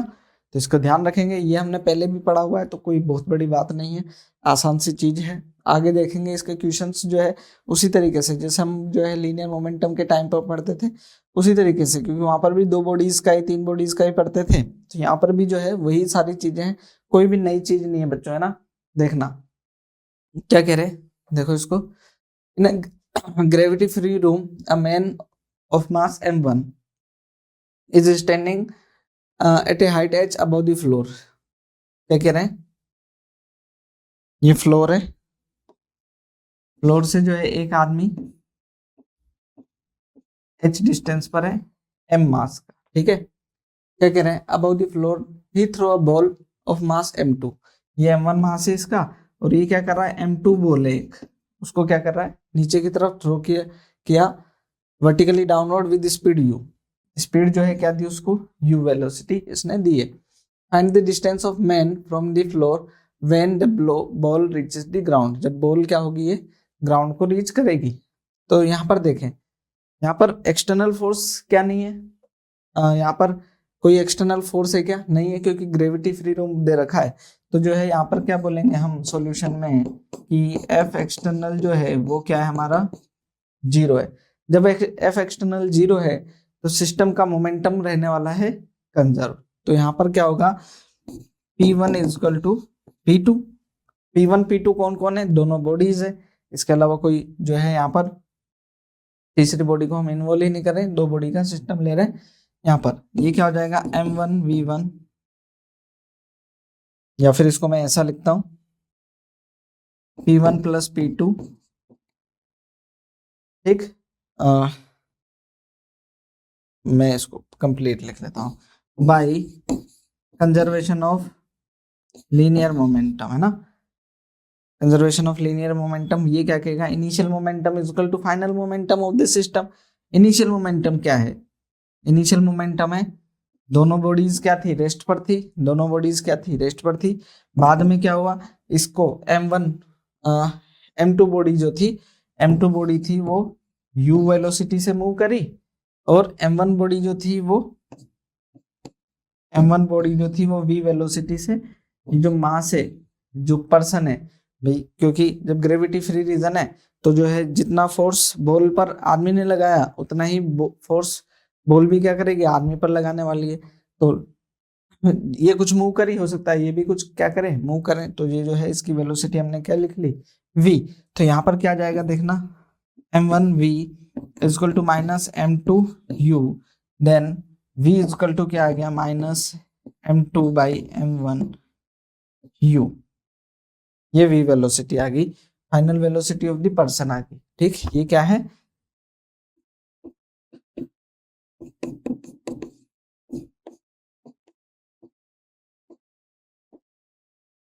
वेलोसिटी ऑफ द पर्सन है। अब यहाँ पर क्या कहा जा रहा है देखना, कि हम ये मान रहे हैं कि ये जो बॉडी है M2 जो बॉडी है वो t टाइम में जो है ये h डिस्टेंस ट्रेवल कर लेगी, है ना। t टाइम में क्या होगी, ये h डिस्टेंस ट्रेवल करेगी, तो उतने t टाइम में ये भी तो कुछ ऊपर जाएगी, है ना। तो उसको भी हम कंसिडर करेंगे। यहाँ पर देखना, लेट M2 या जो है क्या थी, बॉल, M2 बॉल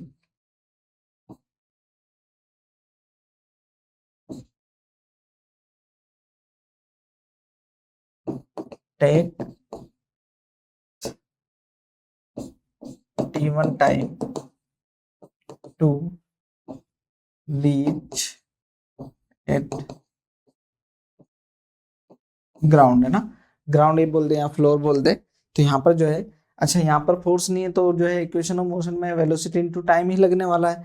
तो यहाँ पर जो है हमारी क्या हो जाएगी, distance is equal to velocity, velocity क्या है इसकी u, distance is equal to velocity into time, time क्या है t, t टाइम हमने कैलकुलेट कर लिया है, क्या हो जाएगा h बाई यू। अब ये क्या कह रहे हैं कि अब ये t टाइम में ये कितना मूव करेगा, then distance traveled by man in t time, ये क्या होगी, डिस्टेंस इज इक्वल टू, इसके लिए भी क्या लगने वाला है, वेलोसिटी इनटू टाइम।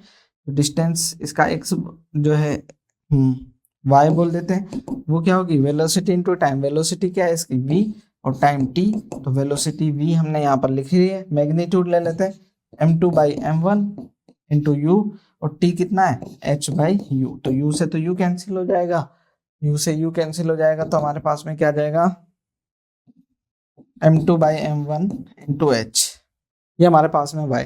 तो जो है ये क्या हो जाएगा, कुछ y डिस्टेंस ये क्या कर लेगा, ये y डिस्टेंस ये मूव कर लेगा। तो पर्सन की, अब ये पूछ रहे थे क्या, find the distance of the man from the floor, है ना, when it reaches the ball reaches the ground. जब ये यहाँ पहुंचेगी तब पर्सन कुछ ऊपर भी शिफ्ट हो जाएगा, तो टोटल डिस्टेंस क्या होगी, टोटल डिस्टेंस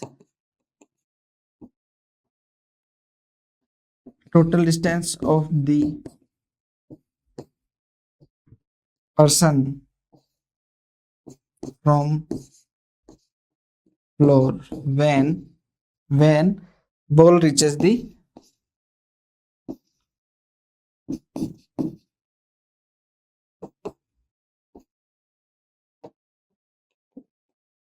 फ्लोर, ये क्या होगी हमारे पास में, कुछ भी हम जो है कैपिटल H बोल देते हैं, जो y प्लस एच, y कितना है हमारे पास में M2 upon M1 into H plus H, ये हो जाएगी, है ना। कॉमन लेना चाहे कुछ भी करें इसके बाद में सब कुछ आसान है, ठीक है। नेक्स्ट देखते हैं, नेक्स्ट क्वेश्चन ये क्या कह रहा है देखना। A bomb of mass 12 kg, है ना। ये जो एक्सप्लोजन वाले ये क्वेश्चन भी बच्चों बड़े आसान क्वेश्चन होते हैं, और ये कंजर्वेशन ऑफ मोमेंटम पर ही क्वेश्चंस होते हैं। ये भी क्या कह रहे हैं, a bomb of mass 12 kg explode into 2 pieces, 4 kg और 8 kg, है ना। देन आपसे पूछ रहे हैं वेलोसिटी ऑफ 4 kg, जो है वेलोसिटी ऑफ 4 kg वो 24 मीटर पर सेकेंड है, और काइनेटिक एनर्जी ऑफ 8 kg। तो पहले उसकी वेलोसिटी निकाल लेंगे, देन काइनेटिक एनर्जी निकाल लेंगे। यहाँ पर देखें क्या कह रहे हैं, यहाँ पर एक आपका 12 kg का एक बॉम्ब है, ठीक। यहाँ पर देन जो है क्या हो गया, ये एक्सप्लोड हुआ 2 छोटे पार्टिकल्स में, ऐसा। एक रहा 4 kg का और दूसरा रहा 8 kg का। जो 4 kg का है वो इधर मूव किया होगा, वो मूव किया होगा 24 मीटर पर सेकंड से, और इसका वेलोसिटी हमें पता नहीं है ना। इसका वेलोसिटी हमें पता नहीं है, वो हम कैलकुलेट भी कर लेंगे, देख लेंगे क्या है, ठीक। ये क्या होगा देखते हैं यहाँ पर। तो एक्सटर्नल फोर्स 0 है, तो सेंटर ऑफ मास जो क्या हम क्या बोलेंगे, जो सिस्टम का मोमेंटम है वो कंजर्व रहेगा। तो बाई क्या है, बाई COM। बाई COM क्या होगा, सिस्टम का इनिशियल मोमेंटम वो 0 है, क्योंकि ये मूव नहीं कर रहा था। बाद में क्या हुआ, ये मूव करने लगा M1 मास -24 मीटर पर सेकंड से M1 V1 हो गया। ये लिखा था हमने M1 V1 plus M2 V2 equal to G, जो है हमारा कांस्टेंट रहने वाला, प्लस ये क्या हो जाएगा 8, और इसका वेलोसिटी हमें नहीं पता है ना। तो यहाँ क्या हो जाएगा 8V इक्वल टू 4 इंटू 24, देन ये कैंसिल हो जाएगा 3 times, then V equal to 12 metre पर सेकेंड, ठीक है। 12 मीटर पर सेकेंड आ जाता है V। देन जो है आपका क्या हो जाएगा kinetic energy, kinetic energy of 8 kg mass.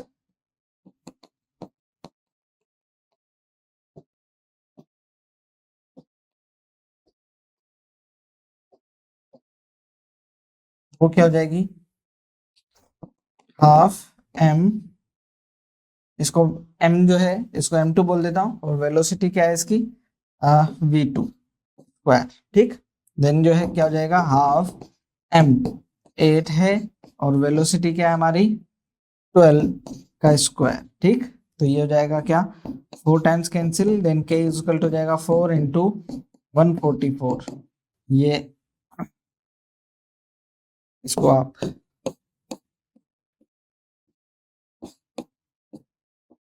576 joule में जो है आपका आंसर आ जाएगा, है ना। आसान सा है बच्चों, ये कोई बहुत बड़ी बात नहीं थी। नेक्स्ट जो है इसी की तरीके का एक क्वेश्चन देखेंगे। इसको मैं इरेज कर देता हूँ, ठीक। यहाँ पर क्या कह रहे हैं देखिएगा, नेक्स्ट क्वेश्चन इसी तरीके से ये भी क्वेश्चन है। बॉडी ऑफ मास 4m, जो है मास क्या दर 4m एट रेस्ट पर है, एक्सप्लोड इनटू 3 आइडेंटिकल पीसेस, 3 जो है आइडेंटिकल पीसेस में ये एक्सप्लोड होती है। Two of the piece move with speed v, जो है v स्पीड से जा रहा है म्यूचुअली परपेंडिकुलर डायरेक्शन, ठीक है। The total kinetic energy releases, कितनी काइनेटिक एनर्जी रिलीज होगी वो आपसे पूछी जा रही है। तो जो है पहले क्या करना है, तीनों की वेलोसिटी आफ्टर द एक्सप्लोजन ये कैलकुलेट कर लें, क्योंकि 2 की तो पता है, 3rd की हमें पता नहीं है। तो ये हम इसको ऐसा कह दें, ये जो है क्या था 3m मास था इनिशियली, बाद में क्या हुआ ये एक्सप्लोड हुआ, तो 2 तो गए हमारे क्या ऐसे और ऐसे। 3rd जो है इनका रिजल्टेंट होता है ना, 3rd जो होगा वो इनका रिजल्टेंट होगा।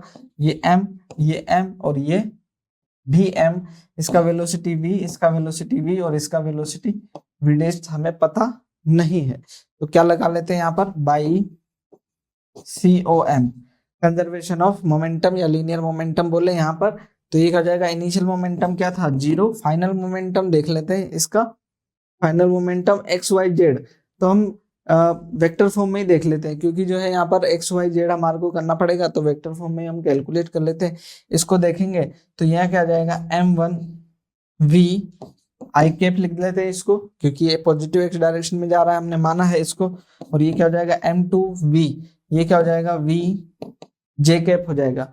और थर्ड वाले का हमें पता नहीं है, हम MV डैश इसको अज्यूम कर ले रहे हैं, वेक्टर है, वेक्टर इस पे लगा लेते हैं।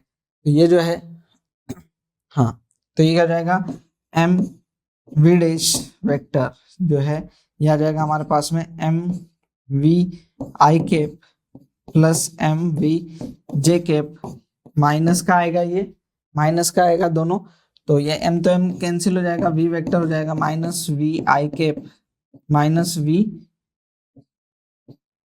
J कैप, ऐसा है। देन V जो है मैग्नीट्यूड ले, V वेक्टर V डैश का मैग्नीट्यूड जो लेते हैं V डैश, वो क्या आने वाला है हमारे पास में √2V।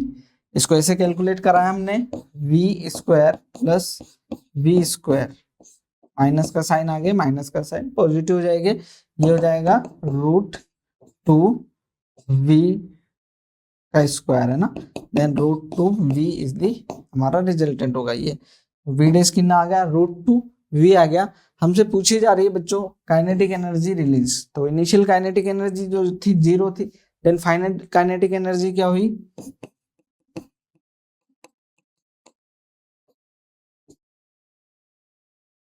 ठीक, ये क्या हो जाएगी K1 plus K2 plus K3, K1 K2 K3 तीनों को ऐड कर लेते हैं। डायरेक्शन देखने की जरूरत नहीं पड़ेगी, क्योंकि काइनेटिक एनर्जी स्केलर क्वांटिटी है। 1/2 mv, v हमारी v वेलोसिटी है, plus 1/2 mv square 1/2 m v3 जो थी v डैश थी, वो क्या थी हमारी √2v का होल स्क्वायर, तो हो जाएगा mv स्क्वायर प्लस ये हो जाएगा √2 का स्क्वायर 2, तो ये हो जाएगा, ये भी mv स्क्वायर हो जाएगा ना, हाँ, तो ये क्या हो जाएगा हमारे पास में 2mv square is the answer. Joule में होगा ये हम जो है जानते हैं, ठीक है। इस तरीके से कुछ जो है हमारे पास में जो लीनियर मोमेंटम कंजर्वेशन के ऊपर जो क्वेश्चंस होते हैं, वो हम एक और क्वेश्चन देख रहे हैं, उसके बाद में जो है हम यहाँ पर स्प्रिंग ब्लॉक सिस्टम भी देखेंगे, वो भी इसी पर ही वर्क करता है। तो यहाँ पर देख लेते हैं इसको एक बार। ये क्या कह रहा है बच्चों, देखना, a bomb initially at rest explode by itself, जो है एक्सप्लोड हुआ, ठीक है ना, into 3 equal fragments, the velocity of 2 fragments are, जो है 2 की वेलोसिटी दे रखी है, the velocity of third fragment. अब ये भी हमने किया है, ये उसी तरीके का क्वेश्चन है। P initial equal to P final by COM, vector form में लगा लेंगे, कोई दिक्कत नहीं होगी हमारे को, वेक्टर फॉर्म में ही रखें। तो पी इनिशियल जो है क्या होगा 0, क्योंकि मूव तो कर ही नहीं रहा था, एक्सप्लोड हुआ है, तो बाद में जो है क्या हुआ, वेलोसिटी आई है, ये क्या हो जाएगी देखना, m1, 3 इक्वल मासेस दे रखा है, तो सभी का मास क्या है m, v1 जो है वो कितना है 2i के प्लस 3j के प्लस m2 भी m है, उसका वेलोसिटी हमारे को दे रखा है i के माइनस 2j के प्लस m3 m दे रखा है, लेकिन उसका वेलोसिटी बच्चों हमें पता नहीं है ना, तो v3 इसको मैंने लिख लिया है। यहाँ पर देखें m से तो m कैंसिल होकर के उधर चला गया, खत्म है ना।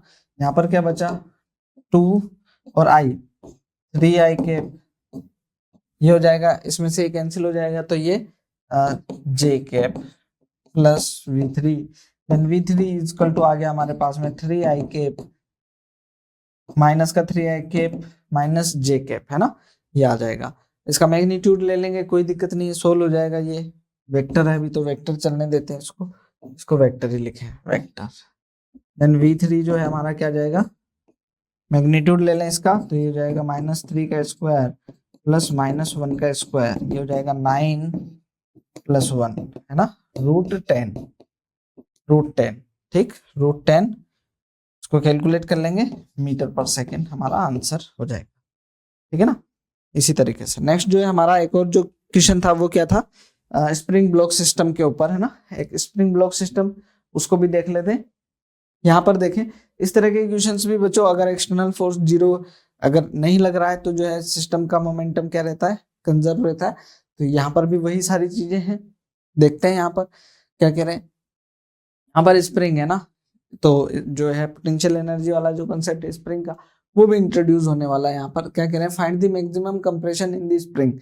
स्प्रिंग में मैक्सिमम कंप्रेशन क्या होगा, देखें इसको। अभी यहाँ पर देखें क्या हो रहा है, इनिशियली देखें ये इसकी तरफ मूव कर रहा है, तो ये जो है तब तक ये मूव नहीं करेगी जब तक फुली क्या नहीं हो जाए, ये कंप्रेस ना हो जाए। ये क्या हो जाएगी, जब कंप्रेस हो जाएगी तब क्या होगा, ये दोनों मूव करने लगेंगे, और जब मूव करेंगे देन वो क्या होगा आपका, दोनों एक साथ मूव करेंगे, है ना। दोनों क्या करेंगे, एक साथ मूव करेंगे। ये इनिशियल है,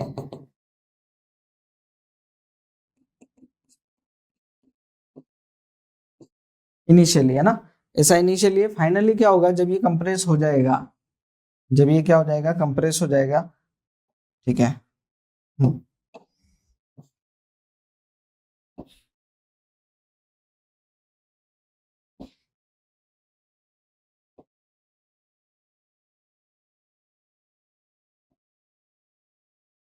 ठीक, जब ये क्या हो जाएगा, कंप्रेस हो जाएगा, तो इस कुछ इस तरीके की पोजीशन में आ जाएंगे ये सिस्टम 3 kg,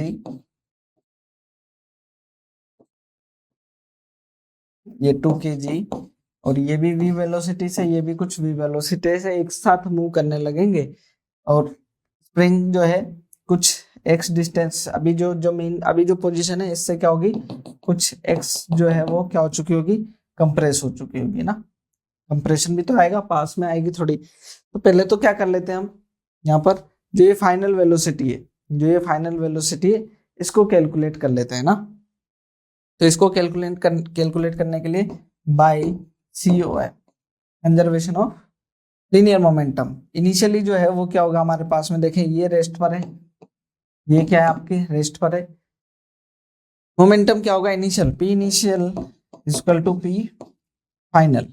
P इनिशियल ये फाइनल पोजीशन है ना, फाइनल है, ठीक। तो P इनिशियल क्या है हमारे पास में, 3 इंटू 30 MV, M1 U1 बोल दें, प्लस M2 U2 0 है यहाँ पर देखें। अब यहाँ पर क्या हो गया, 3 into V, 3 into V plus 2 into V, 2 into V जो है क्या हो जाएगी हमारे पास में, इसकी वेलोसिटी हो जाएगी। तो हो जाएगा हमारे पास में 3 इंटू 30 इक्वल टू, ये हो जाएगा 5V, ये 6 टाइम कैंसिल हो जाएगा। Then V equal to 18 metre पर सेकेंड जो है कंबाइंड वेलोसिटी क्या आएगी दोनों की मैक्सिमम कंप्रेशन के टाइम पे। फिर ये सेपरेट भी होंगे वो अलग चीज है। अभी जो है मैक्सिमम कंप्रेशन के टाइम पर क्या होगी, ये स्पीड जो है वो 18 मीटर पर सेकेंड होगी। अब ये क्या पूछ रहे हैं, मैक्सिमम कंप्रेशन। तो यहाँ पर जो है by conservation of mechanical energy भी हम यूज कर रहे हैं, ताकि जो है मैक्सिमम कंप्रेशन हम कैलकुलेट कर पाए। तो यहाँ पर देखें इनिशियल काइनेटिक एनर्जी और पोटेंशियल एनर्जी, देखें कंप्रेशन इनिशियली है नहीं कुछ भी, तो जो है यहाँ पर पोटेंशियल एनर्जी नहीं है, सिर्फ काइनेटिक एनर्जी है। वो भी किसकी, इसकी। वो क्या है, हाफ M1 कितना है 3 इंटू 30 का स्क्वायर। ये इनिशियल जो है टोटल एनर्जी है, kinetic energy plus potential energy. आगे फाइनली बाद में देखें यहाँ पर क्या होगा, ये किससे जा रहा है, हाफ MV स्क्वायर, और ये भी किससे जा रहा है, V से जा रहा है, हाफ MV स्क्वायर, ठीक। और कंप्रेशन भी हुआ है तो पोटेंशियल एनर्जी भी यहाँ पर इंक्रीज हो गई है, वो क्या होगी, हाफ के एक्स स्क्वायर, ठीक है ना, हाफ के एक्स स्क्वायर। तो यहाँ पर कैलकुलेट कर लेंगे, के जो है यहाँ पर दिया नहीं है, तो जो है हमारा तो बस जैसे ही के होगा तो कैलकुलेट भी हो जाएगा। ये देखें ये हो जाएगा हमारे पास में 3/2 इंटू 900, ये हो जाएगा 1/2 V स्क्वायर इंटू 5, कॉमन ले लेंगे इन दोनों से, ये 5 बाहर आ जाएगा, plus 1/2 K x square. Clear, 2 से 2 कैंसिल हो जाएगा, दिख रहा है हमारे को, क्लियर। और V जो है हमारा क्या था, V हमारा 18 था, तो 18 इसका स्क्वायर 3 इंटू 900, ये हो जाएगा वी स्क्वायर 18 का स्क्वायर इंटू 5 प्लस के एक्स स्क्वायर कैलकुलेट हो जाएगा। आसान सा चीज है, बस के का वैल्यू जो देंगे वो हम कैलकुलेटर उसमें रख देंगे। 2700 324 इंटू 5 प्लस के एक्स स्क्वायर, ये हो जाएगा ठीक, और ये हो जाएगा 20 10 2 ठीक, और ये 15 16 के एक्स स्क्वायर, ये उधर चला जाएगा तो ये आ जाएगा 1080 के x square, then x equal to आ जाएगा एक्स स्क्वायर इक्वल टू 1080 1 के, देन एक्स इक्वल टू क्या आ जाएगा रूट 1080 के, क्या हो जाएगा हमारा एक्स कैलकुलेट हो जाएगा, के की वैल्यू रखेंगे, हमारा जो है आंसर मिल जाएगा ना। ठीक, तो इस तरीके से जो है बच्चों हम ये क्वेश्चन देखें। अगला वाला क्वेश्चन देखना, ये क्या कह रहा है, 2 blocks of masses m and 2m are connected by spring, जो है क्या है स्प्रिंग से कनेक्टेड है। इनिशियली स्प्रिंग इज कंप्रेस्ड, जो है x डिस्टेंस से ये कंप्रेस्ड है, and released find the velocity of mass 2m मास की when spring comes natural position, जो है इसकी नेचुरल पोजीशन पर आ जाए। तो यहाँ पर देखें अभी जो है ये क्या है रेस्ट पर है, तो अगर हम कंजर्वेशन ऑफ मोमेंटम लगाएं तो यहाँ पर देखेंगे कि इनिशियली तो क्या है ये इस तरीके से, बाद में जो है ये क्या होंगी दोनों मूव करने लगेंगी बॉडीज, दोनों बॉडीज जो है क्या करने लगेगी मूव करने लगेगी। ये इधर मूव करेगी और ये 2m okay,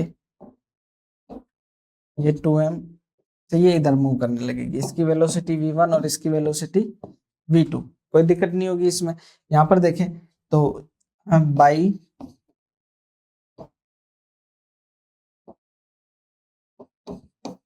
CM conservation of momentum, initial momentum क्या है 0, बाद में क्या हो गया m v1 plus 2m v2, ऐसा ना।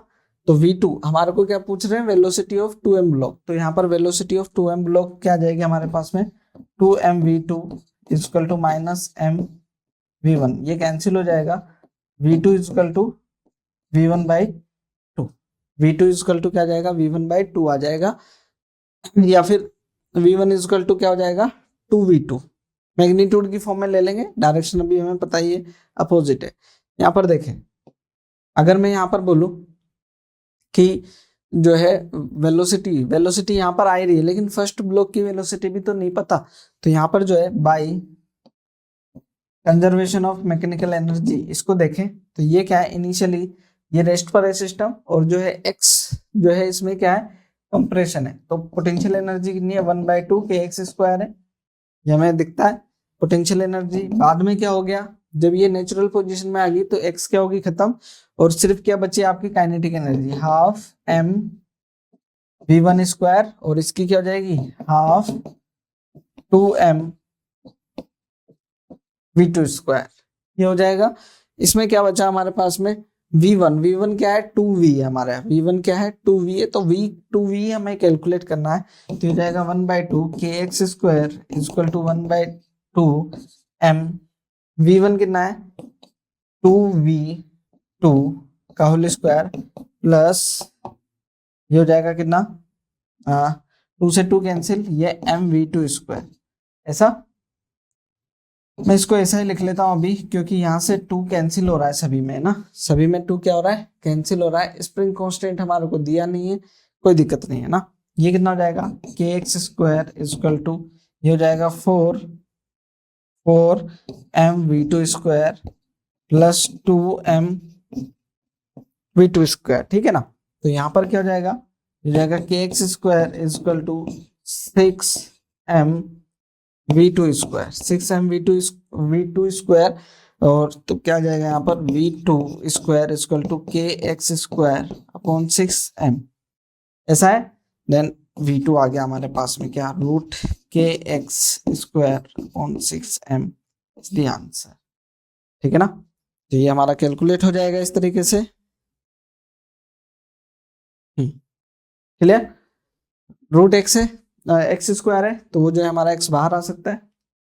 तो इस तरीके से जो है बच्चों हमने कंजर्वेशन ऑफ मोमेंटम और जो है सेंटर ऑफ मास से रिलेटेड जो है जितने भी टर्म जो चीजें रिक्वायर्ड थी, जिसमें कि हमने ये देखा कि सेंटर ऑफ मास की पोजीशन क्या हो सकती है, वेलोसिटी क्या हो सकती है, एक्सेलरेशन क्या हो सकता है, लीनियर मोमेंटम किस तरीके से रिलेट करेगा, फोर्स किस तरीके से उससे कनेक्टेड होगा। जो हम 1D में पढ़ते थे उसको हमने रिलेट भी किया है किससे, सेंटर ऑफ मास के साथ में, सिस्टम ऑफ पार्टिकल्स के साथ में। तो मिलते हैं आपसे बच्चों नेक्स्ट लेक्चर में, तब तक के लिए थैंक यू।